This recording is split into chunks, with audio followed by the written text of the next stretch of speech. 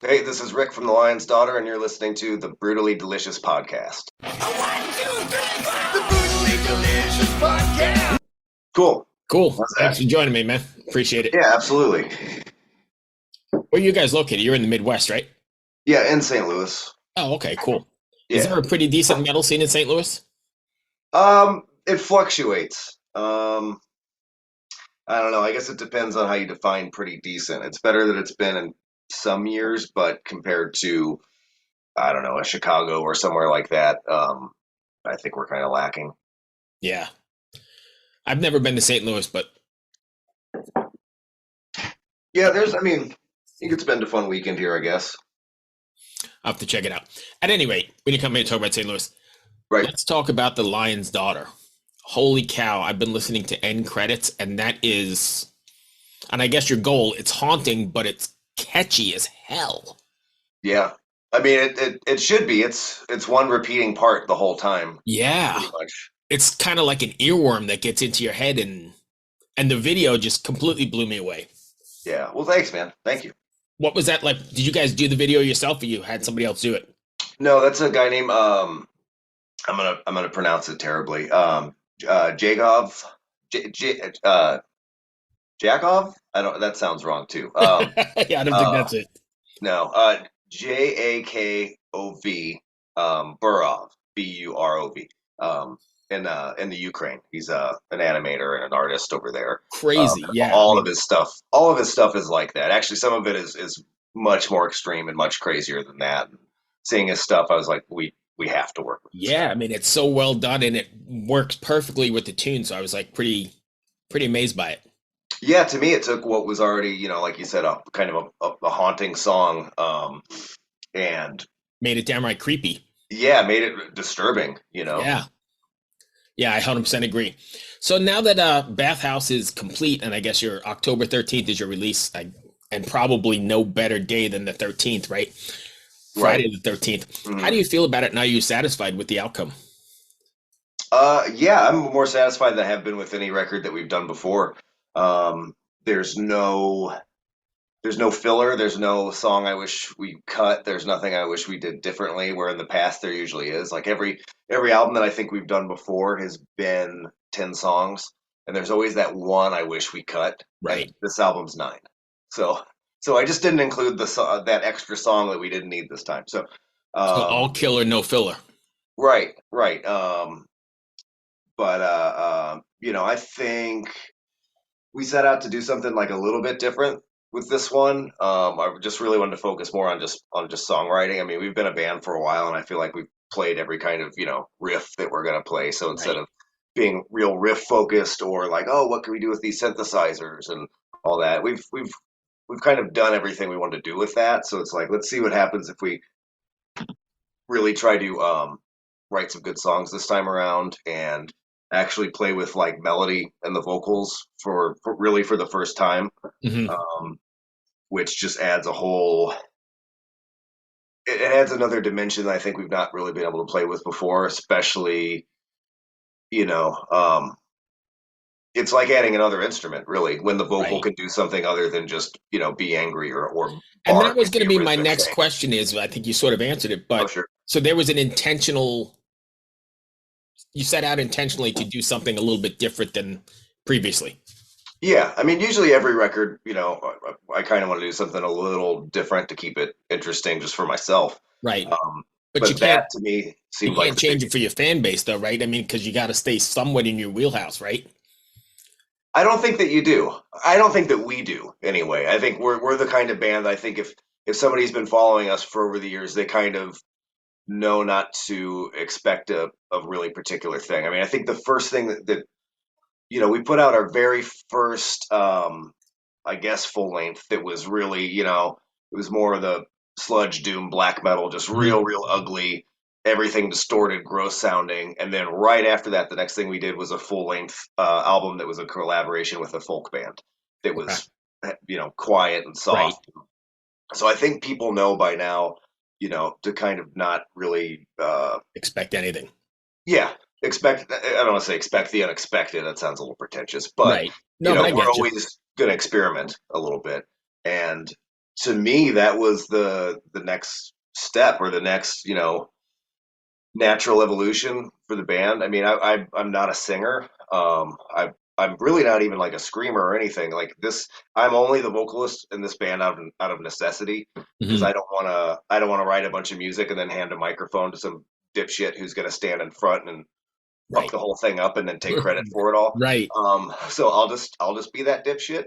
Um, I just wanted to see what would happen if I tried to play with melody and actually sing, and um, like you were talking about in credits earlier, that's a song I thought we would never ever do anything like that, or I would ever sing like that, especially in this band, because I mean, it requires some vulnerability, and part of why you know extreme metal is fun is because you're not very vulnerable. It's all aggression and testosterone and Right. posturing and anger and hate and all this stuff. You can kind of put these walls up and be really, really tough and really mean. And to kind of, you know, sing and be vulnerable is the opposite of that. And it's new territory for us. What was that like? Did you ever feel like you put too much of yourself into it? Um, I haven't thought about it too much, and I think that's prevented me from feeling that way. Because there probably is in this record, like the it's all a lot more personal this time, but to me that makes me like the record a lot more, Right. as well. And in a way, it was it was therapeutic to write and record it all. I think metal, extreme music, maybe not just metal, but heavy music is super cathartic, right? Not only for the artist, but for the listener as well. Yeah, I think that's part of the reason that a lot of us get into this kind of music. I mean, we're not the most mentally Right. healthy, stable people Right. always. And this is, an outlet. I mean, that's why a lot of us, you get into metal and punk rock at the same time you get into something like skateboarding, or Right. you're getting into fights at school. So you pick up boxing or MMA or something, Right. or you start going to a gym or whatever. You need an outlet for something that's in you that's, there's a turmoil in you that you're trying to deal with. To exercise, right. Mhm. I don't know if you ever do exercise it, but I guess this is a good way or a healthy way to vent anyway. What's that? Just your past or your angst. Oh This is a yeah, great way to, to sure. vent. Yeah, sure. So, very personal, very vulnerable. Is there something you want your fans to take away from, or the listener to take away from after listening to Bathhouse? Not really. I never think about stuff like that. I don't know. I don't. For better or worse, I don't consider the listener. I just kind of make what I want to make that satisfies me, and when it feels done and right, it feels done and right. And So, do you then ever worry that it's not going to connect? no, no, maybe I should, but I just Sorry if I'm getting too deep. no, I'm no, just I like it. Um, no, it's just stuff I don't think about and I don't consider, because I think if I did, I would end up writing different kind of music Mhm. that probably wouldn't be as good. That I wouldn't like as much, and that a listener probably wouldn't like as much, because it would be contrived. It would be, you know, I wouldn't even know how to approach something like that if I wanted to sit and write something or record something that was going to connect with the listener, or please somebody, or whatever. So then Um, on the flip side, what does it feel like when it does connect unexpectedly with somebody? Because I'm sure you've gotten emails or messages or something backstage and somebody said, "Hey, this, song did yeah, whatever." yeah, it feels strange. Something about it almost feels embarrassing. I don't know. Um, I don't know how to describe it exactly, but it's. I guess it's because I don't really think about it, or consider it all that much. It surprises me and catches me off guard when Right, because it was it does unintentional. happen. Yeah. But still not a bad thing, right? Because if they're connecting No, with your art, then that's great. no, yeah. I mean, you want part of the reason I think that art in any form is as great as it is because you can connect with it, and it can do things that words can't necessarily do, or things that you can't really express or understand in other ways. So, connecting with something's amazing.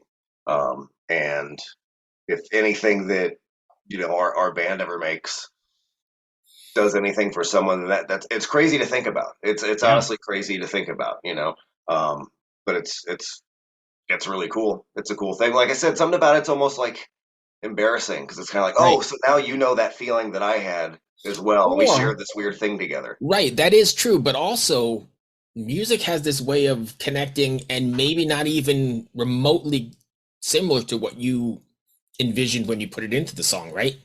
Oh, for sure. Yeah, I mean, It people could can. connect to somebody in a whole different way that you didn't even envision. Yeah, I think that's great. That's part of why also I try to not explain lyrics too much Right. either because I kind of want you to get what you get out. If I Greetings from Evergreen Podcasts. We're rolling out a listener survey and we want to hear from you. The information in the survey will help us gather statistics and in turn make our shows more appealing to advertisers. I know most people don't like ads, but this is one of the only ways our shows make money and help keep their lights on. We promise it will only take a few minutes, but the impact on our podcasts will be tremendous. As a token of our appreciation, we'll randomly select one lucky participant each month to win an exclusive merchandise package from Evergreen Podcasts. Head to evergreenpodcast.com/listener survey to help a show and possibly get some free stuff for doing so. We can't thank you enough for the support. Now back to the show. if I was going through like a bad breakup or something and I hear some song and I think the song is saying like, "Oh, you don't need her, like be strong." And then Right. I see an interview with the person and they're saying like, "Oh, no, this is actually about how you should get the person back and you're nothing without them." Like, "Oh, you just ruined it for me." Right. I took different meaning from those lyrics and I so I think it's good to just leave a lot of things up for interpretation and let a No, listener kind I of take agree. it and do with their imagination and their feeling and experience and everything else wants to do with that. Right. What's your writing process like? Are you guys all writing together or is it more the efforts of one particular member? I do everything in this room. We used to stand in a room together and kind of bang out riffs and ideas and stuff. That was fun. I kind of miss it, but it wasn't. We I think we wasted a lot of time because we would always write 10 songs that we would throw away before we started writing what became the real Right. Do album you or feel that whatever. changes the dynamic, emailing stuff back and forth? Not really. For some reason, it was an easy change to make. I think it kind of came out of necessity when we added synthesizers on like the second or third album. Because we don't have a live synth player, there was nobody in the room to stand there and write synth parts or whatever. Right. And it was kind of a big waste of time for me to record a synth part at home and then bring it to practice to run through a speaker loud for us to jam along with to see if Right. it works when I could just do it all here. Um, and I think it made me a bit of a better songwriter as well because then I'm it's kind of listening to what I'm doing if I'm just doing it by myself. Where if I'm in the room with the other guys, I'm I'm kind of thinking about what I'm playing, and I'm thinking about what the drummer's doing, what the bass player's doing, what I'm going to eat for lunch later, what kind Right. of mood Right. you're in, what kind. There's a lot going on, and it's also it would be a set time. It would be okay. Well, 2 p.m. Wednesday, it's time to get together and be creative. Where if I'm just at home, shit, it could be 3 o'clock in the morning, and I could be Right. half drunk and have an idea for a song and come in here And and just go and do it. Yeah. yeah, yeah. So for me, this way works a lot better. So then you guys just get together like in a rehearsal room just before you record? Yeah, we will. Really, the drummer and I will work the stuff out. Because really, going into the studio, you kind of only need like as long as one person knows it all, um, and well, one person and someone who's the drummer who can play it all correctly. Right. You put down the drum tracks, and then honestly, I just record everything else in the studio, Right. um, and then it's just easier to do that way instead of trying to teach the other the other guitar player and the bass player like, hey, here's how everything is, and now go record it. It's Right. easier for me to just record. I'm a control freak, also. We'll be honest. It's easier for me to just record it all, and then when it's recorded, I isolate the parts. I send them to those guys. We get together and then we work it out. Gotcha. And that's what we've done on the last couple records. And it's just easier that way. I mean, it's a lot more work for me in the studio, but I enjoy it. And again, like severe control freak, Right. especially with like spending so much time with these songs and writing them and stuff like that. It's just easier to do it that way. Any plans to take the Lion's Daughter out on the road? Well, we had something booked for October through November that got canceled again. I don't mind saying what it is now because I don't think it'll ever happen. But we were supposed to go out with Goblin, and this is the fourth time that tour has been booked and canceled. Oh, damn. So I don't know if I'm contacted about a fifth time, like I would have to be an idiot to believe it's going to Yeah. happen this time. And But also, I mean, a lot of prep goes into gearing up for that, right? And then for it to fall through, it's kind of got to suck as well. yeah, I mean, just personal lives, Right. people taking off work, and I'm in the middle of opening a business, and I have a new puppy, and I have some Life. things going on, and I had to make arrangements, and then okay, cool, it's not happening again. Right. But I should have known it wasn't going to happen again because this is the fourth time Wow. that it's been canceled. So that kind of has been pretty discouraging and kind of knocked us out a little bit. Um, there's been talks about a couple other things, but we're kind of in the position where I think we're all of us besides Aaron, our other guitar player, all of us are in our 40s now. Right. I think Aaron's a little bit younger than us, but and well, he's the only one with he has a baby at home and a wife and stuff. So it's a little difficult for us to just pile in a van and Right. go and fuck off for a while. It has to Um, make we, sense. I get it. Yeah. it has to be worth it, yeah. And if it's like, hey, do you want to go out and support one of your favorite bands ever on the road? Like, Right. yeah, absolutely. But if it's like, hey, do you want to go eat shit and play in the corner of some bar in a town you've never heard of in Right. For four Illinois? people. Right. Nah, I'm good. I've done that. We've Right. all done that, So, Everything has changed so much, especially post pandemic, right? I mean, there's so many bands like vying to play just a small amount of clubs and it's flooded. it's all weird. Yeah, I worked in the live music industry up until March of 2020, and I got the hell out of it. I'm opening a pizza place now. What I'm doing just to Yeah. just to get away from live music. Pizza's not going anywhere. There could be Right. another pandemic, and people are still going to be getting carry out. Yes. But the live music industry is just so weird now. It's like the band's guarantees are really really high, but the show turnouts are shit for a lot of shows. Right. Um, And now St. Louis I've been talking to bands and they're taking like 25% of merch at the tables and all kinds of other bullshit. Yeah, there's a lot of weird shit going on. And even like in St. Louis now, a couple venues have closed, and we're kind of just left with these rooms that are a little too big for a lot of bands. Hmm. So, you'll go see a random band or something, but they're playing this, a venue that holds 1,500 people, and you've got 80 people there to see, some Right. black metal band. It just is kind of sad. It feels kind of strange, Yeah. you know? And I think touring is a young person's game because I'm a little bit older than you, and I couldn't imagine getting in a van and getting no sleep and trucking the Yeah. states. Yeah, I mean it's still fun. The last tour that we did was Europe, and that was the only tour that we ever did when we were on a bus. But it Hmm. was a bus that we shared with three other bands, Right. so it was kind of just like living in a tight, cramped hotel with a bunch of Right. gnarly dudes. But it was still fun. It was still Right. fun. But I mean, I can't say though. Many times I wouldn't have rather just like been in my underwear, eating cereal, watching Ren and Stimpy at home. Right. No, I get that for sure. And the Mhm. music business has changed, not just touring wise. I mean, the whole business has changed. Are you guys planning on doing like more singles, the every 6 weeks or every 8 weeks kind of thing, or are you just going to stick with a few of them here? Uh, End credits was the last one, so we've kind of just sticking to the industry standard of A of record. three leading up to the album release. So yeah, once it's out on the 13th, that'll be it. There might be like I don't know if we feel like it, we might do another video for something Right. down the road if the right opportunity comes along. I But think that's a lost art and something I really appreciate, right? Because you spend a lot of time sequencing the record and taking the time to put the songs in the right order and create the mood and do all this stuff. And then everybody's just listening to one song on a single and moving on. So I think that's great. yeah, Yeah, it's kind of weird too because a lot of times if it's a band I really like that I follow and they put that first single out 3 or 4 months before the record comes out.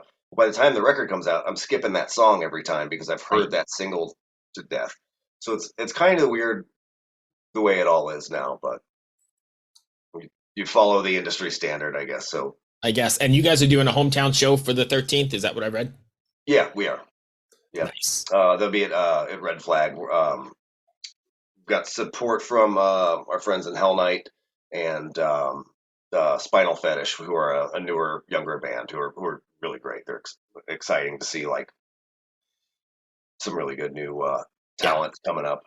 But that will be so Late Night Grindhouse, who do like a midnight movie kind of series here. They're also a part of it, so they're going to show on the big screen at this venue. They're going to show like crazy old horror movie trailers and some other Oh, stuff. So nice.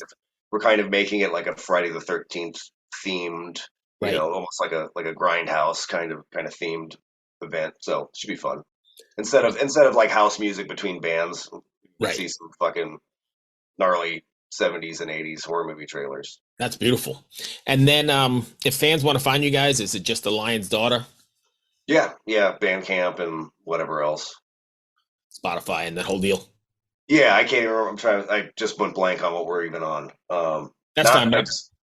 I would say don't go to the Twitter one. We don't use that. There's just like a Twitter graveyard site sitting there. I never figured out how it works. It's been over. There's too many of them, man, to keep up with, especially if you're doing it yourself. I can't keep up even for the show. There's too much. Yeah. No, we don't have a TikTok or anything, which maybe we're stupid not to. I think that's how bands get paid now. Actually, you have a song that goes crazy on TikTok somehow, and you make money off that. I don't know, but yeah, Spotify, Bandcamp, Instagram, all that stuff. Awesome. And October 13th it comes out. Hope that wasn't too bad, man. I know I kind of meandered and got into some other stuff, but oh no, it was great. So I'm enjoying my second round of COVID right now. oh Jesus. It's so nice to have something to do because I've just been in my house for like 5 days. Nice. I know I meander, but I kind of prep ahead of time, but then I just like to go where it goes. And yeah, that's way more fun. I mean, you get asked the same questions over and over. Yeah. That shit gets old fast. So it's fun to like dive into stuff, I think. Cool. I didn't mean to put you on the spot though, so we're good. No, yeah, awesome. Yeah, awesome. Awesome. Thank you so much for taking the time. Good luck with the record. I really do dig that song. I can't wait to listen to the rest of it. Awesome, man. Cool. Appreciate it's totally stuck in my head. So, and I guess that was your purpose or your aim, but it's totally like an earworm. Yeah.